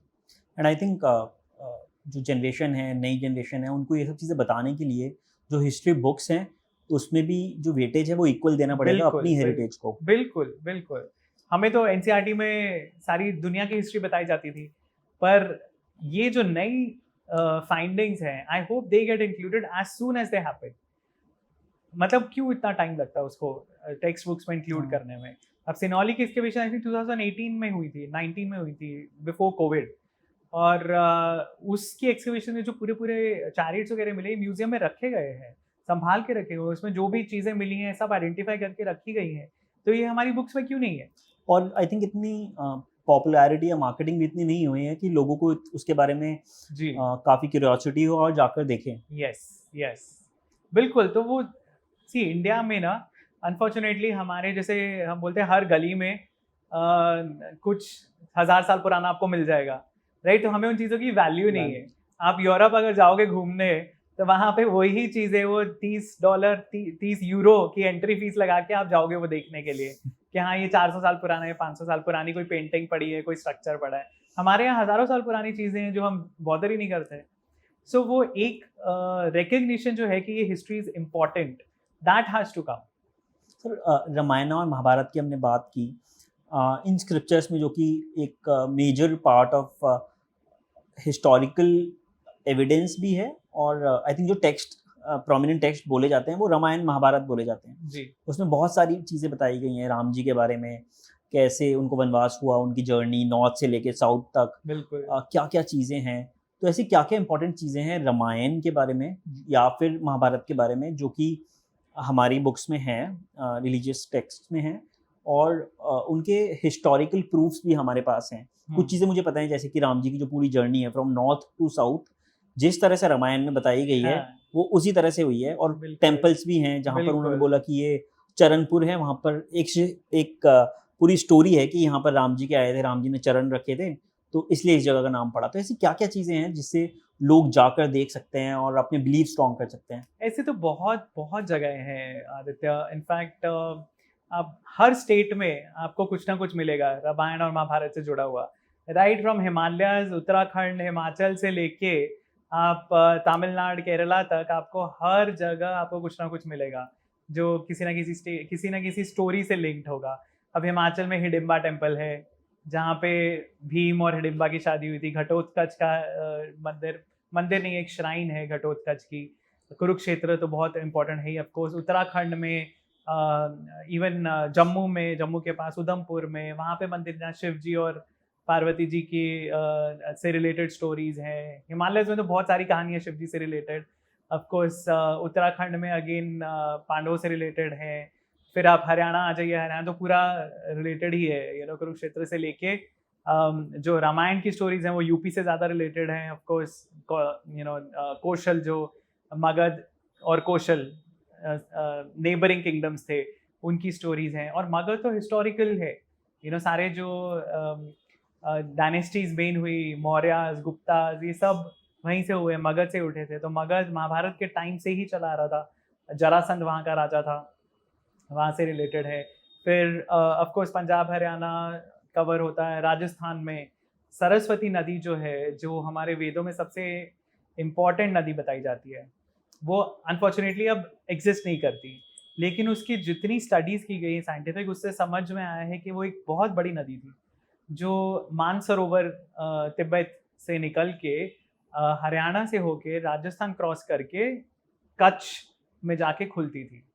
सो जो कच्छ है, गुजरात का जो पार्ट है, वो जो मार्शी एरिया है, डेजर्ट एरिया है, that used to be a delta of Saraswati river. तो सरस्वती नदी से रिलेटेड बहुत सारे आपको लिंक्स मिलेंगे। पुष्कर जो है वो बहुत बड़ा तीर्थ होता था राजस्थान में, जो है उसमें बहुत सारी पुराणों की कहानियां हैं पुष्कर तीर्थ में। और वहाँ बताया जाता है कि पूरा जंगल था वहाँ पे उस टाइम में, जो अब डेजर्ट है। सो ऐसी बहुत सारी स्टोरीज हैं। द्वारका जो है गुजरात के एज पे, वहाँ से जब महाभारत की वॉर हुई तो बलराम अस्थियां प्रवाह करने के लिए वो सरस्वती नदी में ट्रैवल करके, बोट में ट्रैवल करके गए थे ऊपर तक। और महाभारत में ये बताया जाता है कि वो जो नदी है, सरस्वती नदी है, वो डिसअपियर होने लग गई है, तो वो डेजर्ट में लुप्त हो जाती है। अच्छा। कहीं जाके, तो मतलब वो रिवर का कोर्स चेंज हो रहा था। अगेन महाभारत में कहानी बताई जाती है जिसमें बलराम जी एक बार यमुना से क्रोधित हो जाते हैं और यमुना को ड्रैग करना शुरू कर देते हैं। तो वो अपना हल लेके ड्रैग करना शुरू करते हैं धरती पे, और यमुना का कोर्स चेंज हो जाता है। अब क्लियरली एक कहानी है बताने के लिए कि यमुना रिवर जो थी उसका कोर्स चेंज हुआ है महाभारत के टाइम में। मतलब about 3000 years ago Yamuna has changed its course. और जो साइंटिफिक स्टडीज रिवर्स की बताई जाती हैं, उससे यही पता चलता है कि यमुना एक्चुअली पहले, अब ईस्ट में जाती है, गंगा से जुड़ती है, पहले वो वेस्ट में जाती थी और सरस्वती नदी से जुड़ती थी। ओके। सो ये जो कहानियां, उनसे हमें पता चलता है कि यमुना का कोर्स इस टाइम पे चेंज हुआ है। सो ऐसी बहुत सारी साइट्स है, सिर्फ रामायण महाभारत से रिलेटेड नहीं, शिव जी से रिलेटेड शक्तिपीठ जो है, जहाँ अलग अलग 51 शक्तिपीठ है पूरे सब कॉन्टिनेंट में, जहाँ देवी के अलग अलग पार्ट्स गिरे थे। हर जगह की स्टोरी है, हर जगह का लिंक है, हर जगह कनेक्शन है। एक सर कुछ चीज़ें ऐसी भी बताई गई हैं जिससे अगेन कुछ डाउट भी होता है, जैसे कि राम जी ने जब समुद्र सुखाने के लिए अपना बो एंड एरो निकाला था, तो ये बोलते हैं कि वो एक न्यूक्लियर वेपन था जो कि फिर उन्होंने फाइनली विंध्याचल पे छोड़ा, और वहाँ पर शायद थोड़े न्यूक्लियर ट्रेसेस भी हैं। तो क्या ये पॉसिबल था कि उस टाइम पे न्यूक्लियर वेपन्स या ये सब चीज़ें, टेक्नोलॉजी इतनी एडवांस थी उस टाइम पे? जो अस्त्र है, दिव्य अस्त्र है ना, उनकी एक जो चीज़ मुझे बड़ी इंटरेस्टिंग लगती है वो ये है कि ये हमने नहीं बनाए थे, ह्यूमंस ने नहीं बनाए थे, राइट। तो ये दिव्य अस्त्र हमें देवताओं ने दिए थे। और जैसा हमने पहले डिस्कस किया, देवता जो है, दे आर प्रोबेबली एलियंस जो किसी और लोक में रहते हैं। तो वो एक एडवांस सिविलाइजेशन है जिसने हमें हेल्प किया, उन्होंने अपनी टेक्नोलॉजी दी। तो ह्यूमंस के लिए मे बी पॉसिबल नहीं था न्यूक्लियर वेपन्स बनाना उस टाइम, लेकिन कोई और एडवांस सिविलाइजेशन थी जिन्होंने हमें वो वेपन्स प्रोवाइड किए उस टाइम। तो आपको वो बहुत इजीली नहीं मिलते थे। अर्जुन ने कितनी तपस्या की थी सेलेस्टियल वेपन्स पाने के लिए। ऑफकोर्स द्रोणाचार्य ने दिया उनको शिक्षा उनको दी वो वेपन्स चलाने की, लेकिन बहुत सारे वेपन्स जो है अर्जुन ने तपस्या करके, देवी देवताओं को प्रसन्न करके, शिव जी को प्रसन्न करके, इंद्र को प्रसन्न करके फिर उनसे लिए। सो ये सारे वेपन्स जो थे वो हमारी टेक्नोलॉजी नहीं थी, इसीलिए मेरे को वो बिलीवेबल लगता है, क्योंकि ये हमने नहीं बनाए। कहीं पे स्क्रिप्चर्स में ये लिखा कि ह्यूमंस ने बनाए हैं, ये हमें देवताओं ने दिए जो हमारे से डेफिनेटली ज़्यादा एडवांस थे। उनके पास स्पेसशिप्स थी, विमान थे, राइट, उनके पास ये वेपन्स थे, वो अदृश्य हो जाते थे। जैसे आप स्टार ट्रेक वगैरह में देखोगे, वो बीम मी अप स्कॉटी, मतलब हाँ। इमीडिएटली इधर से उधर पहुंच गए हो। सो दे हैड सम टेक्नोलॉजी जो बहुत ज़्यादा एडवांस थी, इसीलिए maybe it is possible that these things were there. Sir Hindu religion जैसे हमने बोला काफ़ी टाइम से चलता आ रहा है, और इंडिया रिच भी था, इंडिया में ट्रेडिंग भी थी, तो काफ़ी सारा जो इंडिया का इन्फ्लुएंस है वो अक्रॉस द वर्ल्ड था। स्पेशली जो अपना नियर इंडिया एरिया है, साउथ ईस्ट एशिया हो गया, मल्टीपल कंट्रीज़ हो गए। जी और कुछ मेंशन ऐसा भी है हमारी बुक्स में भी, इंपॉर्टेंट बुक जैसे ऑटोबायोग्राफी ऑफ अ योगी, जिसमें ये भी बोला गया है कि जो सेंट्स हैं फ्रॉम अक्रॉस द ग्लोब वो इंडिया आते थे स्पिरिचुअल चीज़ें सीखने के लिए। जी और स्पिरिचुअली क्योंकि इंडिया काफ़ी एडवांस था, यहाँ के जो साइंटिस्ट थे या योगीज थे उन्होंने काफ़ी रिसर्च करके प्रैक्टिस करके ये सब चीज़ें थी। उन उसमें जीसस का काफ़ी इंपॉर्टेंट रोल बताया गया है ऑटोबायोग्राफी ऑफ ए योगी में, कि वो भी इंडिया आए, उन्होंने 12 साल साधना की, उसके बाद उनको एनलाइटनमेंट मिला और फिर वापस जाके उन्होंने शिक्षा दी। जी तो जो इंडिया का इन्फ्लुएंस है वो कहाँ पर दिखता है अभी भी, जो ट्रेसेस हैं मे बी वो इतने पॉपुलर नहीं है लोगों के साथ, बट अगर as an Indian I want to see the history, I want to know the history of Indian civilization, और वो कितना स्प्रेड था, ताकि हमें थोड़ा प्राइड फील हो सके कि इंडिया कहाँ कहाँ तक इन्फ्लुएंस डालता था उस टाइम में। सो आदित्य, ये अलग अलग टाइम पीरियड्स में इंडिया का अलग अलग जगह इन्फ्लुएंस रहा है। इनफैक्ट अगर सबसे पुरानी आप सिविलाइजेशन जब हम बात करते हैं, इंडस सरस्वती सिविलाइजेशन जो है, अब by the way it is not just Indus civilization, क्योंकि उसको इंडस सरस्वती सिविलाइजेशन अब बोलते हैं, जब सरस्वती की डिस्कवरी हो गई है। और मैक्सिमम साइट्स जो है उस सिविलाइजेशन की, they are along the dry river bank of Saraswati. तो सरस्वती का जो कोर्स पूरा आइडेंटिफाई किया गया, उसके अराउंड पता चला कि उसके अराउंड है मैक्सिमम साइट्स, ओके। और इंडस के अराउंड भी थी। तो इंडस और सरस्वती दोनों के बीच में ये सभ्यता शुरू हुई। सो इंडस सरस्वती जो सिविलाइजेशन थी, उनका ट्रेड था मेसोपोटामिया के साथ, जो आज का इराक है। उनका जो ट्रेड था वो वेस्टर्न सारे जो उनके नेबर्स थे, पर्शिया था, सुमेरिया था, मेसोपोटामिया था, इनके साथ उनका ट्रेड था। तो क्योंकि मेसोपोटामिया में इंडस सील्स मिलती हैं अभी भी, हमें ये पता चलता है कि लोथल जो है वो एक पोर्ट था। लोथल गुजरात में जो है वो इंडस सरस्वती सिविलाइजेशन का ही एक हिस्सा था। तो लोथल बहुत बड़ा पोर्ट होता था, वहाँ से बड़ी बड़ी शिप्स जाती थी मिडल ईस्ट, जो ट्रैवल करते थे।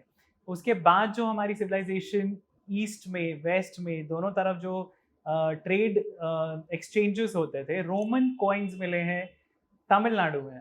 ओके। सो रोम के साथ ट्रेड था उनका। तमिल जो सी फेरर्स थे, उसी तरह ओडिशा के जो सी फेरर्स थे वो जाते थे। In fact there is a theory कि जो श्रीलंका में जो सिन्हलीज लोग हैं, पॉसिबली उनका ओरिजिन जो है वो ओडिशा से लिंक्ड है। जो लोग ओडिशा से ट्रैवल करके गए, पूरा साउथ ईस्ट एशिया जो है उसमें आप देखेंगे कि इंडियन इन्फ्लुएंस इतना ज़्यादा स्ट्रॉन्ग है कि अभी भी आफ्टर हंड्रेड्स ऑफ इयर्स उनका रिलीजन चेंज हो गया है, वो हिंदुज़म से बुद्धिज़्म में कन्वर्ट कर गए हैं या इस्लाम में कन्वर्ट कर गए हैं, पर अभी भी उनकी जो मान्यताएं हैं वो अपनी हेरिटेज को दर्शाती हैं। सो रामायण जैसे है, रामायण की कहानी पूरे साउथ ईस्ट एशिया में पॉपुलर है। तो वो नेशनल एपिक है म्यांमार में, नेशनल एपिक है इंडोनेशिया में, मलेशिया में। मलेशिया पूरा Muslim country, Indonesia Muslim country है, राइट। पर रामायण की स्टोरीज ही वहाँ पे बताई जाती हैं। डांस बैलेज होते हैं, पपेट शोज होते हैं जो रामायण की कहानियों पे बेस्ड है। कंबोडिया में which is still further away, Cambodia में जो सबसे बड़ा टेम्पल है, अंकोर वट टेम्पल जो है, वो वैटिकन से भी बड़ा है, biggest religious complex in the world. और वो जो था वो 11th सेंचुरी 10th सेंचुरी का बनाया हुआ एक हिंदू टेम्पल था जो लॉर्ड विष्णु को डेडिकेटेड था। और बाद में ऑफ कोर्स वो बुद्धिस्ट कन्वर्ट हो गया, पूरा कंट्री बुद्धिस्ट बन गया। पर वो टेम्पल वैसा का वैसा है अभी तक, और वहाँ हजारों लाखों लोग जाते हैं एवरी डे। और हमें ही पता नहीं है, इंडियंस को ये चीज़ें बताई नहीं जाती हैं। पूरी कंट्री की, कंबोडिया की इकोनॉमी उस एक मंदिर से चलती है। आप इमेजिन कीजिए कितना इंपॉर्टेंट हेरिटेज साइट है वो उनके लिए। इंडोनेशिया में अभी भी मुस्लिम नेशन है, उनका जो नेशनल एम्बलम है वो क्या है? गरुड़। उनकी एयरलाइंस का नाम गरुड़ है। उनके नोट के ऊपर, करेंसी नोट के ऊपर गरुड़ का एम्बलम है। गणपति के एम्बलम मिलते हैं आपको, गणेश जी के मिलते हैं, सरस्वती की आपको मूर्ति मिल जाएंगी यूनिवर्सिटीज में, जो इंडिया में नहीं होता क्योंकि हम सेक्युलर है। सो आप इमेजिन कीजिए वो इफेक्ट इतना ज़्यादा, इतना स्ट्रॉन्ग। आप साउथ ईस्ट एशिया में किसी भी बुद्धिस्ट मोनास्ट्री में आप चले जाएंगे, आपको ब्रह्मा की मूर्ति मिलेगी। थाईलैंड में सबसे इम्पॉर्टेंट जो श्राइन है बैंकॉक का, it is called Iravan shrine, और वो बहुत ही बिजी एक चौराहे पे है। वो छोटा सा एक श्राइन है और वो ब्रह्मा को डेडिकेटेड है। एरावत जो इंद्र का वाहन है, एरावत के बड़े बड़े स्टैचूज दिखेंगे आपको बैंकॉक में चलते हुए। आपको हर जगह इंडियन इन्फ्लुएंस इतना ज़्यादा स्ट्रॉन्ग मिलता है। बैंकॉक एयरपोर्ट पे समुद्र मंथन का बहुत बड़ा डिपिक्शन है। सो बैंकॉक अगर आप गए हो कभी, तो बैंकॉक में डिपार्चर में आप एंटर करते हो और सामने ही बहुत बड़ा एक वो डिपिक्शन है, जिसमें वो सेंटर में एक पहाड़ बनाया हुआ है जिसके ऊपर एक ड्रैगन लिपटा हुआ है, एक तरफ देवता है और एक तरफ असुर है, और वो समुद्र मंथन है। और इंडियंस को पता नहीं होता, इंडियंस वहाँ जाके पढ़ते हैं कि ये क्या लिखा हुआ है, कि क्या है, क्या क्या दिखा रहे हैं। सो इमेजिन हमारी इतनी ज़्यादा इन्फ्लुएंस, आप किसी भी म्यूजियम में जाके वहाँ पे देख लो। And that is the biggest drawback I feel as Indians, कि हम लोग हिस्ट्री को वैल्यू नहीं देते, अपनी कंट्री में भी नहीं और कहीं और भी नहीं। हम यूरोप में जाके 30 यूरो देके, 35 यूरो देके हम वहाँ के म्यूजियम में जाएंगे देखने के लिए, लेकिन हम अपने म्यूजियम्स में कभी नहीं जाते। आप साउथ ईस्ट एशिया जाओगे, बैंकॉक जाएंगे लोग शॉपिंग करने, पटाया जाएंगे घूमने, बीचेस पे जाएंगे। पूरे साउथ ईस्ट एशिया में आप किसी भी म्यूजियम में चले जाओगे, आपको पूरा एक सेक्शन मिलेगा जहाँ पे इंडियन इन्फ्लुएंस है उनकी हिस्ट्री पे। संस्कृत में इंस्क्रिप्शंस हैं, कॉइन्स हैं, उनकी कहानियाँ हैं। और एक और बहुत ही ज़्यादा ब्यूटीफुल चीज़ जो मिलती है वो है कि सदर्न स्क्रिप्ट है। पल्लव एक स्क्रिप्ट थी, पल्लव जो डायनेस्टी थी उनके टाइम की वो स्क्रिप्ट है जिसको ग्रंथ स्क्रिप्ट कहते हैं। वो ग्रंथ स्क्रिप्ट है जो तमिल से मिलती जुलती है, पर उसमें संस्कृत लिखी हुई है साउथ ईस्ट एशियन कंट्रीज में। तो जो इंस्क्रिप्शन है वो संस्कृत में है, जो एक नॉर्थ इंडियन लैंग्वेज मानी जाती है आज बिकॉज ऑफ पॉलिटिक्स, लेकिन संस्कृत लिखी गई है एक साउथ इंडियन स्क्रिप्ट में जो ग्रंथ स्क्रिप्ट थी, और वहां पे उन्होंने कभी भेदभाव नहीं किया। सो नॉर्थ का इन्फ्लुएंस, साउथ का इन्फ्लुएंस दोनों मिलके एक कॉम्पोजिट इंडियन इन्फ्लुएंस दिखा रहे हैं पूरे साउथ ईस्ट एशिया में। सारी स्क्रिप्ट्स जो है साउथ ईस्ट एशिया की, most of the scripts they have come from Brahmi, जो इंडियन स्क्रिप्ट है। इंडिया की जितनी भाषाएं हैं, नॉर्थ की, साउथ की, ईस्ट की, ये सब जो है एक ही स्क्रिप्ट से बनी है। भाषाएं अलग अलग है। देखिए काफ़ी लोगों को डिफरेंस समझ में नहीं आता कि भाषा और स्क्रिप्ट, लिपि दो अलग चीज़ें होती हैं। अब आज हम अगर फ़ोन पे चैट कर रहे हैं, हम रोमन स्क्रिप्ट यूज़ कर रहे हैं, that is called Roman script. हम भाषा कोई भी लिख रहे हो उसमें, आप हिंदी में बात कर लो, आप हिंदी में वर्ड्स हिंदी के यूज़ कर रहे हो, टाइप कर रहे हो आप रोमन स्क्रिप्ट में। So script is different and language is different. So जितनी स्क्रिप्ट्स हैं जो इनकी भाषाएं हैं, वो सारी भाषाओं की जो स्क्रिप्ट्स हैं वो ब्राह्मी स्क्रिप्ट से आई हैं। देवनागरी भी ब्राह्मी से आई है। अच्छा, बिल्कुल, देवनागरी स्क्रिप्ट। हाँ, Brahmi script is the original script of India. ये अगेन हमें कोई नहीं पढ़ा था, और ब्राह्मी सीखना भी मुश्किल नहीं है। आप इंटरनेट पे ही आपको पूरा अल्फाबेट मिल जाता है। अब उसमें से आप समझ सकते हो कि कैसे इवॉल्व हुए हैं हमारे अल्फाबेट्स। ब्राह्मी की ही स्क्रिप्ट है, उसी से नंबर्स बने हैं। सो जो सबसे पुराने इंस्क्रिप्शन इंडिया में मिलते हैं अशोक के, सो वो सारे जो अशोक ने, क्योंकि बहुत पूरा जो उनका किंगडम फैला हुआ था, मौर्य जो एम्पायर था, उसमें उन्होंने सारे एजेस पे उन्होंने पिलर्स लगवाए थे, और पिलर्स के ऊपर उन्होंने अपने कमांडमेंट्स लिखे थे। तो अशोक के जो कमांडमेंट्स है वो ब्राह्मी स्क्रिप्ट में है। और इमेजिन कीजिए कि after so many invasions, after Islamic invasions, after British invasions, everything, Indians didn't understand that script, and ये दोबारा डिसिफर करने पड़े कि उसमें लिखा क्या है। आई थिंक ये एक मेजर रीज़न रहा है कि जिस तरह के हमारे ऊपर अटैक्स हुए और जितने ऑक्यूपेशंस हुए, जो मुस्लिम मेजॉरिटी कंट्रीज से रहे, फिर हमारे पास ब्रिटिशर्स आए, उन्होंने एक प्रॉपर कोऑर्डिनेटेड एफर्ट किया कि इंडिया की जो हिस्ट्री है, इंडिया का जो प्राइड फैक्टर है उसको भी तोड़ा जाए, तभी बिल्कुल। इंडिया को थोड़ा गवर्न करना पॉसिबल होगा, जी, क्योंकि वी वर रिच और हमारी कल्चरल हेरिटेज भी बहुत स्ट्रांग थी, तो इसको लोगों के दिमाग में कहीं ना कहीं इंफीरियोरिटी कॉम्प्लेक्स लाने के लिए, जी। ताकि उनको रूल किया जा सके, यस। सस्टेन्ड एफर्ट रहा है लोगों का। क्योंकि अगर साउथ ईस्ट एशिया में वो सब चीज़ें पॉसिबल हैं, वो सब चीज़ें अवेलेबल हैं जो इंडिया से गई, बट इंडिया में उन चीज़ों की जो रिफ्लेक्शन है वो काफ़ी धुंधली पड़ गई है। बिल्कुल, बिल्कुल। अब इंडिया में जो आपको सबसे पुराने मंदिर मिलेंगे, सिर्फ़ एक आई थिंक यूपी में है देवगढ़ में एक मंदिर है जो गुप्ता काल का है, जो 5th या 6th सेंचुरी का है, ब्रिक्स का बना हुआ। अदरवाइज़ इंडिया में आपको इतने पुराने मंदिर नहीं मिलते क्योंकि सारे मंदिर तोड़ दिए गए। सो पूरे नॉर्थ के जो मंदिर थे वो सब तोड़े गए। साउथ में जो थोड़े बचे वो भी थोड़े टुवर्ड्स लेटर पार्ट है। सो हमारे जो आई थिंक एमपी में जो मैंने देखे 10th 11th सेंचुरी खजुराहो के जो मंदिर है जो ब्यूटीफुली प्रिजर्व्ड है, क्योंकि वो जंगल में थे, मिडल ऑफ द फॉरेस्ट, तो वो बच गए। पर पूरे नॉर्थ के जो टेम्पल्स थे वो सारे तोड़ दिए गए, यूनिवर्सिटीज जला दी गई। नालंदा यूनिवर्सिटी सबको पता है 3 महीने तक जल रही थी। सो ऐसी बहुत बड़ी बड़ी यूनिवर्सिटी थी, तक्षशिला यूनिवर्सिटी थी, विक्रमशिला यूनिवर्सिटी थी, अमरावती यूनिवर्सिटी थी, ऐसी बहुत सारी यूनिवर्सिटी थी, उज्जैन में यूनिवर्सिटी थी। सो ये सारी चीज़ें जो डिस्ट्रॉय हो गई, हमारी कितनी नॉलेज, कितनी मैन्युस्क्रिप्ट्स उसमें जलाई गई। सो वो हो सकता है वो लैंग्वेज की नॉलेज, वो स्क्रिप्ट्स की नॉलेज भी उसमें रही हो। और इंटरेस्टिंगली वो नॉलेज प्रिजर्व्ड है साउथ ईस्ट एशिया में, चाइना में, क्योंकि चाइनीज मंक्स, जैसे आपने बोला पहले कि जीसस भी आए शायद इंडिया पढ़ने के लिए, चाइनीज मंक्स के हमारे पास रिकॉर्ड्स मिलते हैं। जॉनजांग है, फाहियान है, उन्होंने ऑटोबायोग्राफीज लिखी हैं अपने ट्रैवल्स की, जिसमें वो इंडिया आए थे पढ़ने के लिए। वो नालंदा यूनिवर्सिटी में पढ़े, वो जो नॉर्थ की काफ़ी किंगडम्स में उन्होंने ट्रैवल किया, इंडिया में कैसी हालत थी, उन्होंने वो सब लिखा उसमें, जिसमें उनके अकाउंट्स के हिसाब से 4th सेंचुरी में 7th सेंचुरी में इंडिया वॉज वेरी प्रॉस्परस, बहुत ही ज़्यादा प्रॉस्परस था। और रूल्स रेगुलेशंस कोई बहुत ज़्यादा स्ट्रिक्ट नहीं थे, people were very happy, people were very wealthy, kings did not put a lot of tax, उनको ज़रूरत ही नहीं पड़ती थी। There was no poverty, there was no crime. और ये सारी मतलब हमारी मनगढ़ंत कहानियां नहीं है, ये फॉरेनर हिस्टोरियंस आके लिख के गए हैं इंडिया के बारे में, तो क्लियरली ऐसा था। और ये जो मंक्स आए, जो चाइनीज मंक्स आए, बुद्धिस्ट मंक्स आए बुद्धिज्म पढ़ने के लिए, वो यहाँ से संस्कृत सीखते थे वो यहाँ आके।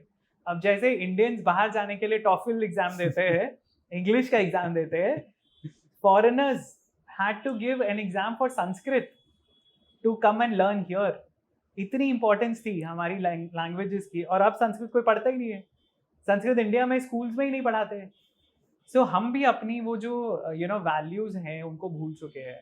हम रियलाइज नहीं कर रहे हैं कि हमारा जो कनेक्शन है वो तभी बना रहेगा अगर हम उस हिस्ट्री से जुड़े रहेंगे। तो इसके लिए सर किस डायरेक्शन में काम किया जा सकता है? जो मेरी अंडरस्टैंडिंग है उसमें एक चीज़ है कि जो हमारी अपनी ऑडियंस है, जो हमारी अपनी पॉपुलेशन है, उनको समझाया जाए कि क्या हमारी हेरिटेज थी, क्या-क्या हमारे रेलिक्स अभी भी अवेलेबल हैं, कहाँ-कहाँ पर हमारा इन्फ्लुएंस था, ताकि एक हमारी अंडरस्टैंडिंग हो कि ठीक है, ये सारी चीज़ें अवेलेबल हैं, हमें ये सब चीज़ों का पता है। दूसरा पार्ट जो है वो वर्ल्ड के लिए मार्केटिंग किया जाए, प्रोजेक्शन किया जाए, कि ये हमारी हिस्ट्री थी, ये इंपॉर्टेंट प्लेसेस हैं, लाइक मक्का मदीना है, वहाँ पर ग्लोबली जितने भी मुस्लिम्स होते हैं वो जाते हैं वहाँ पर, सीक्रेट प्लेस है। सिमिलरली इंडिया का जो इन्फ्लुएंस है वो बढ़ाने के लिए और एक्चुअली लोगों को एक ग्लिम्प्स देने के लिए कि स्पिरिचुअलिटी क्या रही है, कैसे उसकी जर्नी रही है, एक ये चीज़ मार्केटिंग करना भी बहुत ज़रूरी है इंडिया का। डेफिनेटली आई थिंक थोड़ा एफर्ट तो हुआ है अब रिसेंट टाइम्स में। आप जैसे देखिए जिस तरह राम मंदिर का जीर्णोद्धार किया गया है, राम मंदिर बनाया गया, उज्जैन में महाकाल का पूरा कॉम्प्लेक्स डेवलप किया गया, काशी में पूरा कॉरिडोर बनाया गया है, सोमनाथ में रेनोवेशन चालू है। सो काफ़ी चीज़ें की जा रही हैं आई थिंक, क्योंकि ये लोग रियलाइज़ नहीं करते, रिलीजियस टूरिज्म बहुत बड़ा है इंडिया में। अब जैसे आपने बोला मक्का मदीना का पूरा जो टूरिज्म है that is religious tourism. Same वही चीज़ें आप कर सकते हो बोध गया में, और बोध गया में बहुत बुद्धिस्ट आते हैं। साउथ ईस्ट एशिया में जब मैं ट्रैवल करता हूँ, मैं कितने लोगों को मिला हूँ who want to come to Gaya, और गया है बिहार में, और बिहार का overall development is not that great, but so these people are very surprised when they come and they see कि यार यहाँ से बुद्धिज्म शुरू हुआ था और ये जगह का क्या हालत है। So there is a need for, I think जो सेंट्रल गवर्नमेंट ने काफ़ी इनिशिएटिव्स लिए हैं, state governments have to take up these initiatives now. अब आप महाराष्ट्र में देखिए, अब नासिक में नासिक में इतनी बड़ी चीज हुई, जहाँ पे नासिक का नाम ही आता है नासिका, जहाँ शूर्पणखा की नाक काटी गई थी, तो वो नासिका से नासिक का नाम पड़ा है। तो पंचवटी है जहाँ पे वो लोग रहे थे, जहाँ पे सीता जी को किडनैप किया रावण ने, वो सारी जगह हैं। वो कितने बड़े रिलीजियस स्पॉट्स बन सकते हैं।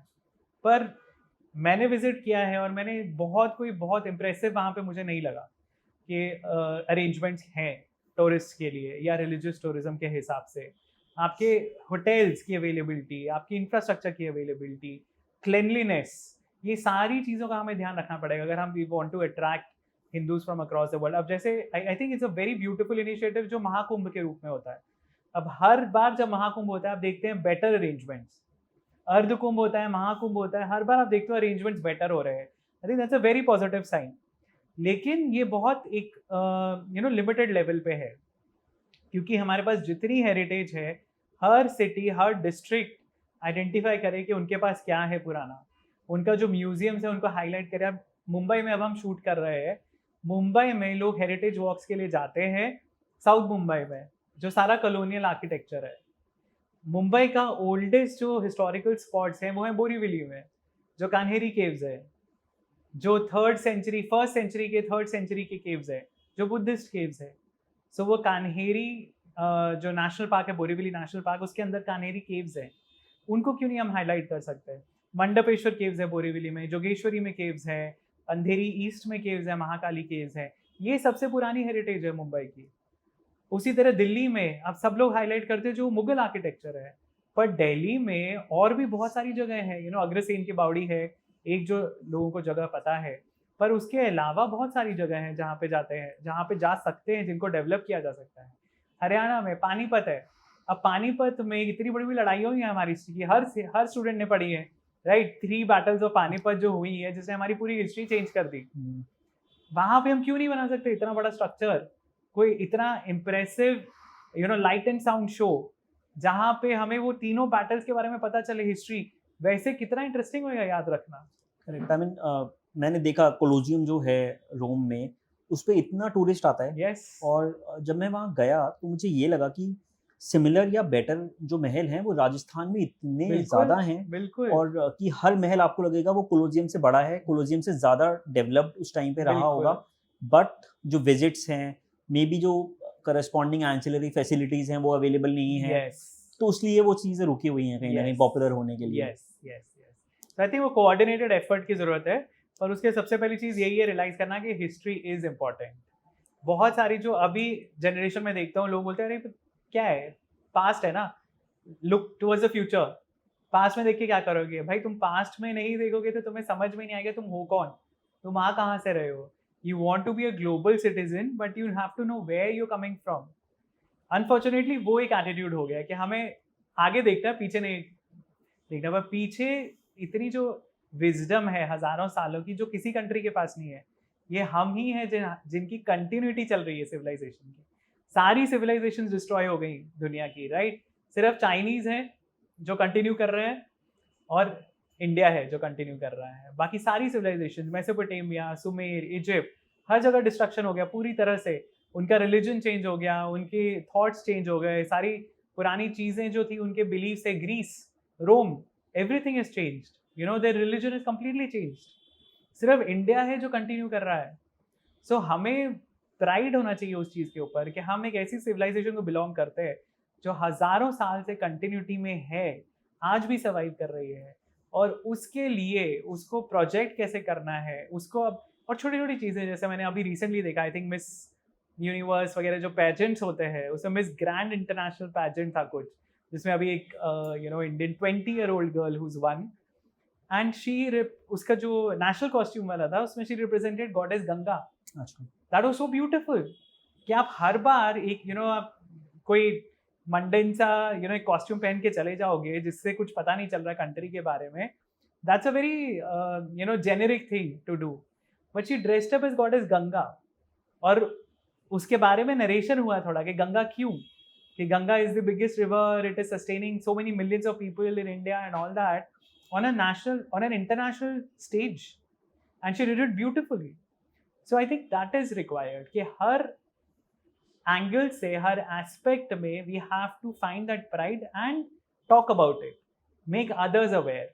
And I think that is where podcasts and all these activities feature कि आप उस ऑडियंस को, जो यंग ऑडियंस है, उस तक आप ये पहुंचा पा रहे हो और इस मैसेज को कन्वे कर पा रहे हो कि there is a need to explore.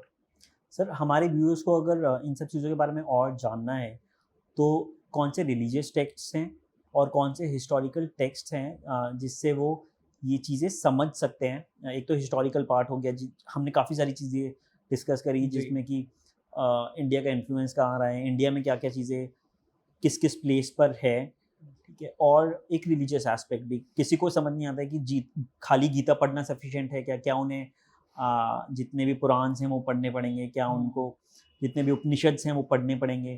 तो क्या ऐसी टेक्स्ट हैं जो उनको पढ़ना चाहिए जिससे उनको एक अच्छा ग्लांस मिल जाए हमारी हिस्ट्री पे, हमारे रिलीजन पे? सो देखिए, हिस्ट्री के लिए तो अब अनफॉर्चुनेटली इंडिया में माना जाता है कि पुराण जो है वो हिस्टोरिकल नहीं है, उनको माइथोलॉजी बोलते हैं. लेकिन पुराणों में पूरी पूरी डायनेस्टीज दी गई हैं हमारी. कलयुग में जो डायनेस्टीज आने वाली हैं वो भी प्रेडिक्ट की गई हैं. और पुराण माना जाता है कलयुग जब शुरू हुआ उसके पहले लिखी गई थी, जस्ट उसके पहले वेद व्यास जी ने लिखी है. तो उसमें जो लास्ट जनरेशन चल रही है महाभारत के टाइम, वो मेंशन है. और उसमें फ्यूचर प्रेडिक्शंस है कि अब इसके बाद कौन सी जनरेशन आएगी, जरासंध के बाद मगध का राजा कौन बनेगा, वो कौन सी डायनेस्टी आएगी, वो कितने साल रूल करेंगे, उसके बाद कौन सी डायनेस्टीज आएंगी. ये सारी हिस्टोरिकल इन्फॉर्मेशन पुराणों में दी गई है. सो आप पुराणों की अगर जीनियोलॉजीज भी पढ़ लोगे ना, आपको समझ में आ जाएगा कि हमारी हिस्ट्री क्या थी. और हिस्ट्री पढ़ने के लिए, आई थिंक अंडरस्टैंड करने के लिए सबसे इंपॉर्टेंट है हमें इंडस सरस्वती सिविलाइजेशन को समझना. बाकी की जो हमारी हिस्ट्री है वो बाद में बहुत ही ज़्यादा चेंज हुई है और बहुत उसमें बहुत ही ज़्यादा कॉम्प्लिकेटेड एक नैरेटिव बना दिया गया अननेसेसरीली. बट आई फील सबसे पहले आपको इंडस सिविलाइजेशन समझनी चाहिए कि क्या थी इंडस सरस्वती सिविलाइजेशन. और उसके लिए एक ऑथर है डेविड फ्रॉली, उनकी बुक्स हैं गॉड, सेजेस एंड किंग्स, और उनके बहुत सारे आपको ऑनलाइन एसेज मिल जाएंगे. एक और फ्रेंच हिस्टोरियन है मिशेल डेनिनो, उनकी बुक है सरस्वती के ऊपर, फाइंडिंग द लॉस्ट रिवर, और उनके भी आपको बहुत सारे ऑनलाइन आर्टिकल्स मिल जाएंगे. आई सजेस्ट वो एक बेसिक फाउंडेशन है हमारी हिस्ट्री समझने के लिए कि इंडिया हज़ारों साल पहले क्या था.